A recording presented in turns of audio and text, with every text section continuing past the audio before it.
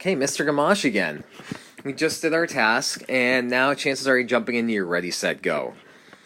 I want to walk you through some of these problems so I can show you exactly what we're going to be looking for here. It might require some new terminology, so make sure you're following along, taking notes. Maybe you're even doing this along with me. That would be a great idea. I highly recommend doing that.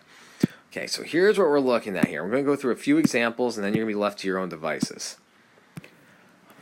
Number one, we're talking about rates of change in a table. We've done great with this, so this shouldn't be too bad.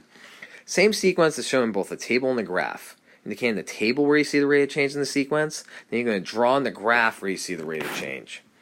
Now, we're going to look here at our table. Now, our input is going up by ones. We like that, big time. If you go to your table here, what's going on in our table? Is it going up by multiplication or addition? Let's see. Get from 2 to 5, that'd be plus 3. 5 to 8, plus 3. 8 to 11. I'm noticing a pattern here. It looks like I found my rate of change here. Now for my rate of change, as you can see, I recognize it in the table. On my outputs, I go up by 3. My inputs, I go up by 1. Now when you're writing rate of change, you've probably heard this as slope before, rate of change.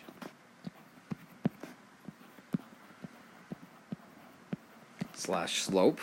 Maybe you remember this from 8th grade, and if not, it's cool. Just make sure you're taking this down because this is important.